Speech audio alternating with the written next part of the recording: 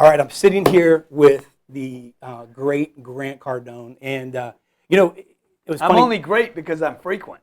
You're frequent, man. Dude, I'm everywhere, right? Yes, sir. I mean, how else can you be great? Nobody knows you. Nobody knows you. Absolutely. Well, it's funny you say that because, how am I going to interview you? You're everywhere.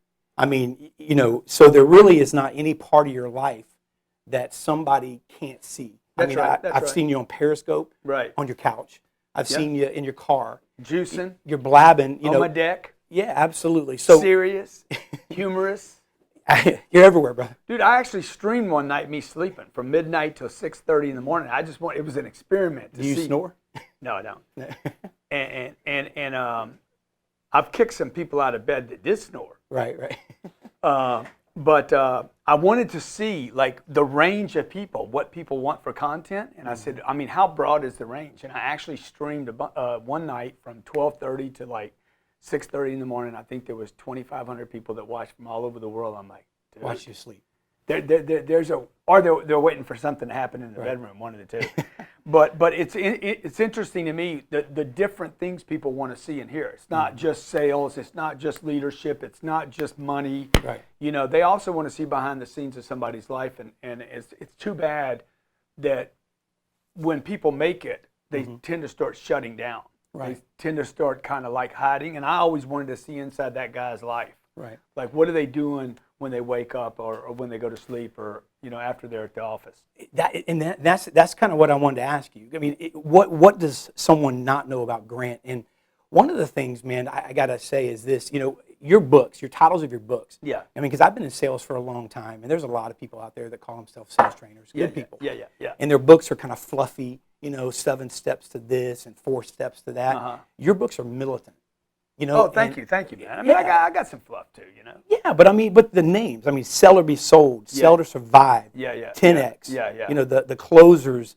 The closer survival. Yeah, survival guy. I mean, yeah. So there's got to be something in your DNA, man. Something in you that's that's missing. what Vaynerchuk says. Vaynerchuk says it's a whole DNA thing, and I'm like, no, dude, it's not a DNA. That's complete garbage. I mean, there's no way it's just DNA because.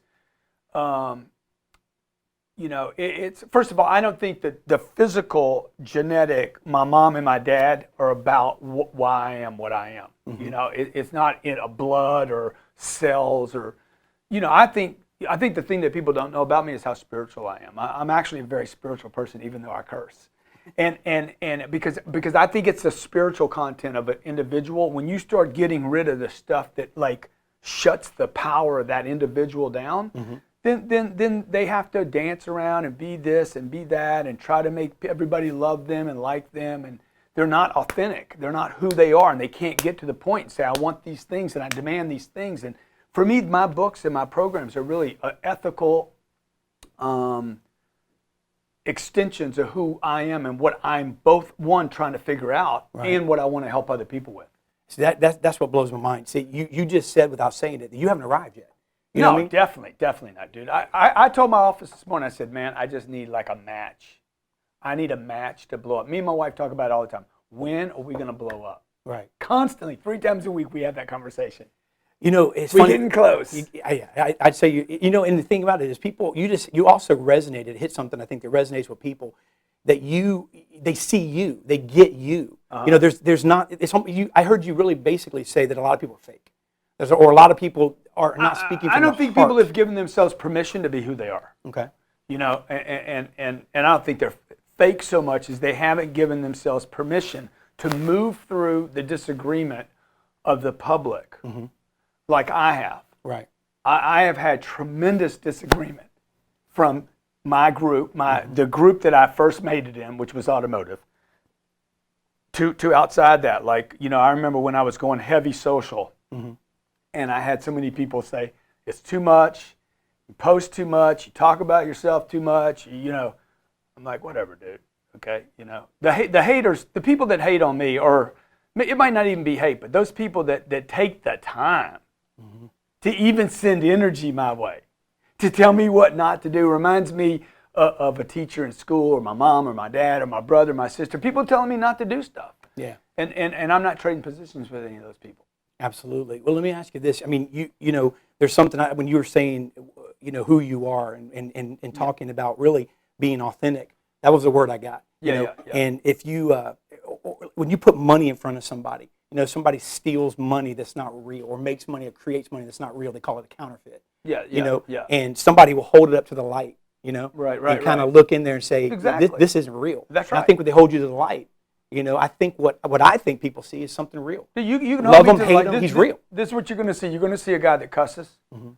And I don't even cuss that much. I'm starting to cut it out, actually. But what else are you going to see about me, Am I conceited? I mean, I guess people say I'm conceited or arrogant or boastful, or maybe you see that. Maybe people see that. But, I mean, if you really look through, you're going to see a guy that's, one, doesn't think he's made it, thinks, number two, that he's got tremendous more potential than he does, and somebody that genuinely wants to help people. So, like, if people understood my financial situation, you would understand that selling this book for $25 is not, it's not why we built the book. I mean, do I want the $25? Sure. I mean, whatever. I mean, whatever that means, $25. But I got to sell a lot of these to make, Right. I could sell millions, actually. I'd have to sell millions to make a significant impact in my personal financial situation. So I'm doing these things because I'm trying to leave a legacy, really. I want people to read my books 100 years from now. I'm not really, the thing for me would be like, man, the 10X rule. It just hit the top 10 most inspirational books of all time with Og Mandino, Napoleon Hill. Now that, dude, that's better than money. Oh, yeah. See, that's on my financial statement, not just money. If you looked at my financial statement, you wouldn't just see money. You'd see my friends, my family, my daughters, my legacy, man. What's that going to be worth that this Grant Cardone entity dies? And 100 years from now, in the year 2117, they're like, dude, this cat, Cardone, man. This is back when they were doing, look, this set looked like black and white, right? And remember that cat? That cat has some freaking lightning. That to me would be the greatest gift. So persistence. You're persistent. Uh-huh. I was telling somebody the other day, and I want to ask you this question. It kind of leads into the question I want to ask you. Somebody asked me how I knew, that I was meant for sales. And one of the things I can think back is my dad and my mom, but mainly my dad telling me, if you'll shut up, if you'll stop asking me, I'll give it to you. Yeah. Or if I give it to you, will you stop talking? Yeah. Is that? I mean, I know you're persistent. I mean, you got to be. Yeah. I mean, I don't know how you sleep. I mean, you get something maybe in the middle of the night, then you're up at 5 getting, you're getting content 24/7. Talk about persistence. I know you just did the secret of the sale. That's really basically the greatest secret, the greatest sales secret is about follow-up. We're actually going to go back and retitle that and say follow-up, the greatest sales secret, because we might have left too much mystery in it. But persistence, like if people ask me, hey, what is your number one quality? Like it's not the big idea. It's the persistence on an idea. For instance, I've been working on a TV show with CNBC for, 7 years, 8 years. Since the Turnaround King, Nat Geo picked it up, bought 8 segments, broadcast to them, and dropped their age demographic, so they dropped the show because it freaking most TV studios, they're like, we want to drop that demo to hit that millennial. Well, if you're National Geographic, you're going for bow ties and old people. Right. So they were going from the Titanic, you guys. They were going from the Titanic, the old Titanic, Discoveries of the Titanic, to Grant Cardone show, and I dropped their demographic like 20 years. Right. And they're like, dude, we can't do that. So they got all fearful of their brand. That show was awesome. Yeah, I thought it was awesome. Okay. This was the first, really turnaround show. Yeah. And so that was very, very disappointing to me. Extremely like, oh my God, are you kidding, dude? Because if they'd have kept it on 8 segments, we'd have had a freaking hit show now for 7 years, no doubt about it. And I'm not being prejudiced on that. But back to your point, I've been working with different TV networks now for 7 or 8 years, whenever that was. I got a letter from CNBC last Friday, say, hey man, sign this legal thing. We're trying to push forward on this deal. But dude, it's persistence, man. People see where I'm doing well, but you don't see where I fail. Constantly failing, not really failing. By definition, it's not failing if you don't quit. Right. So, back to what your parents told you. Dude, stop it. Don't ask me again. Right. Don't ask me again. From the authority of your life. Right. From the king and queens of the kid's life. Don't ask me again. I told you, don't ask me again. And it starts breaking that individual down. We're working on a book right now called 10X for Kids. Oh, that's awesome. And it's going to be, the kid lives in a 10X world. 10X town, we think we're going to call it 10X town, right? And everybody's 10X. Yeah, ask me again. Can you imagine? Oh, yeah. Dude, if everybody was taught persistence, you wouldn't even have to go to school. Right. Yeah, that's Right? that would be. You like it. You Oh, I want love some, it, man. don't you? Yeah, absolutely. That's all. Guy's tripping right now. You got kids? I do 3. Yeah. Yeah, 3. My kids. I think my kids live in 10X Town. Yeah. they It's like hammer me. Tinseltown, but it's 10X Town. Yeah. They hammer, right? Oh, they hammer me, man. Dude, they're I good, love it too. though. I don't stop them. You know No, what I I mean? never Because- stop them. I tell my kids, I'm like, look, I won't tell you no. You ask me, you know the rules. I'm not going to tell you no, but I'm not going to tell you yes right now.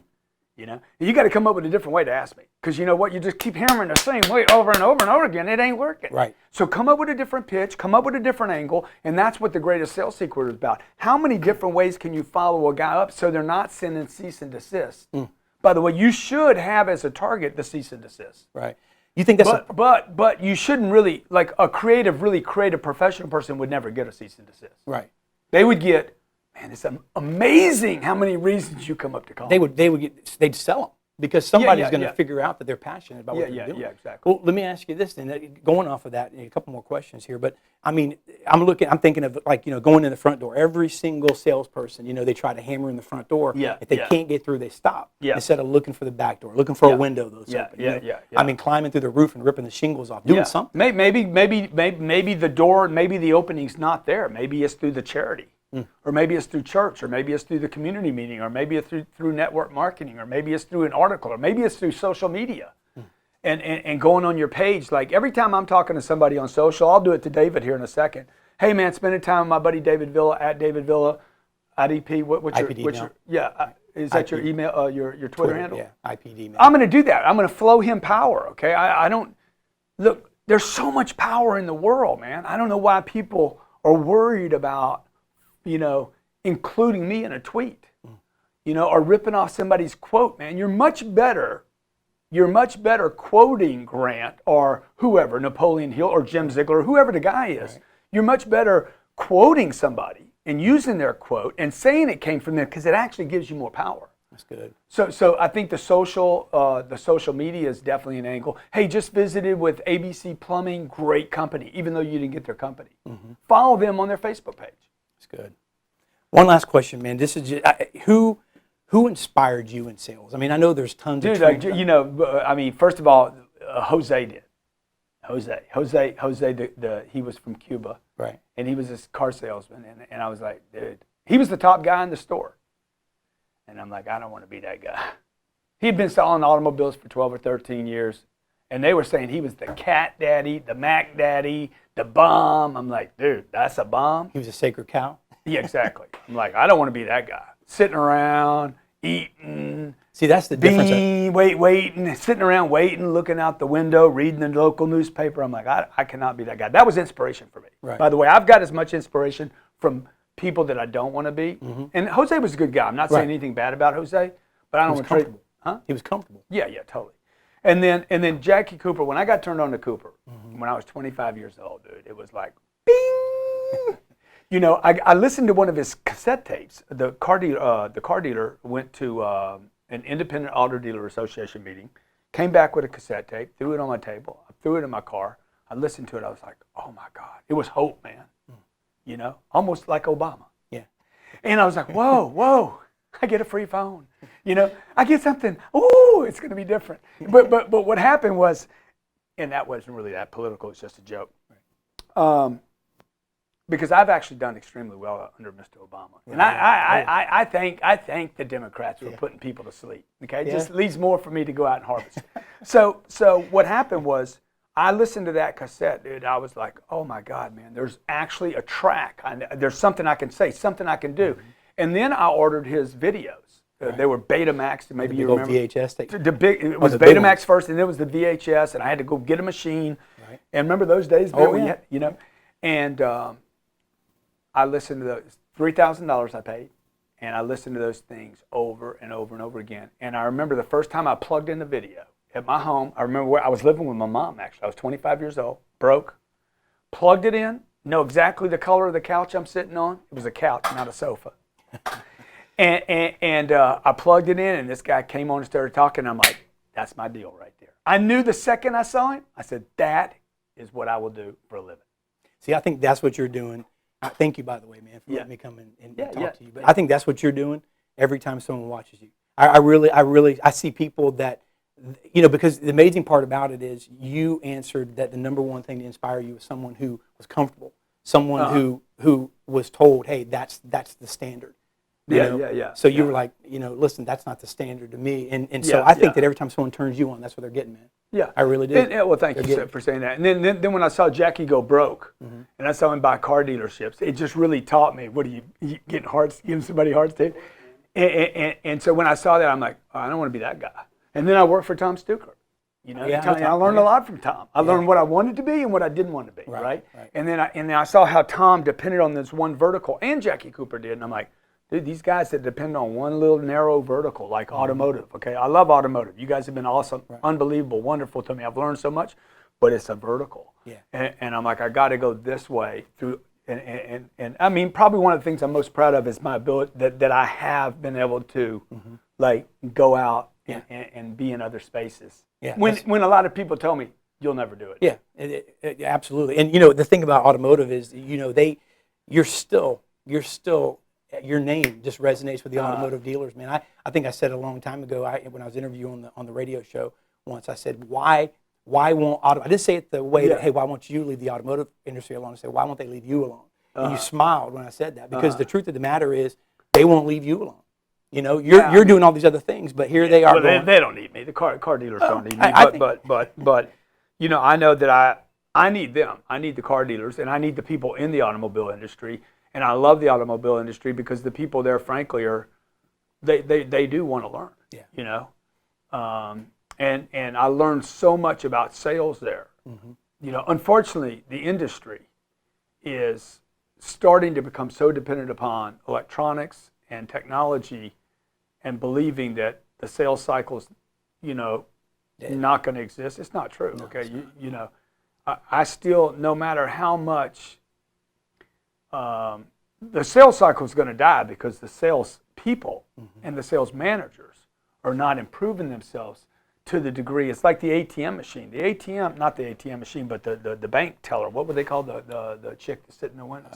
The bank teller. The bank teller. Okay, teller. She didn't go away because of technology. She went away because she didn't offer a service that I wanted to wait for. Yeah. Because as long as you offer a service that people are willing to, like, oh, what's your name? Oh, wow, that's awesome. Wow, nice smile. As long as you offer that, you're not going out of business. No piece of technology will ever get rid of you. It's good stuff.